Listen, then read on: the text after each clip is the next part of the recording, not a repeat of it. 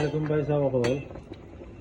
আমি যে আস্তা পেঁয়াজ দি গ্রামে বয় একটা কতটুকু বালাবাদ আমার কাছে আমি যে উপকার পাইছি একটা আপনার লগে শেয়ার করলাম।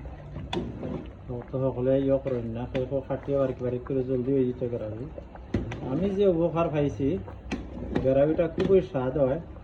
আস্তা পেঁয়াজ যদি জাল দিন বলনো জাল লাগে, পেঁয়াজের পানিটা বাড়াই যায়, সম্পূর্ণরূপে বাড়ি যায়। আর খাটিয়া দিলে পেঁয়াজের পানি বাড়ে না, পেঁয়াজ আগে নরম হয়ে যায়, লগালগ জলদি মারিলাও জলদি শেষ করিলাম। কিন্তু প্রকৃত যে গ্রাভির টেস্ট এগো আয় না মনে হয় আমার দৃষ্টিতে আর কি।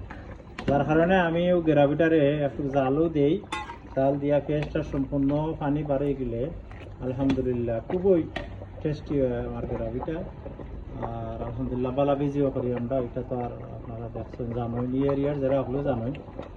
ও দেখো গ্রাভিটা আমি জাল দিলাম, 3 ঘন্টা জাল হইব, জাল হওয়ার পরে সব ঠিক হয়ে যাবে গিয়ে। ও দেখো আমি সবটা দিলাইছি, কিন্তু গ্রাভিটা আমার দৃষ্টিতে কি আমি ওলা বালা পাইছি, জানি না আপনারা কতটুকু বালা পাইরা না পাইরা, একটা হলো অন্য জিনিস।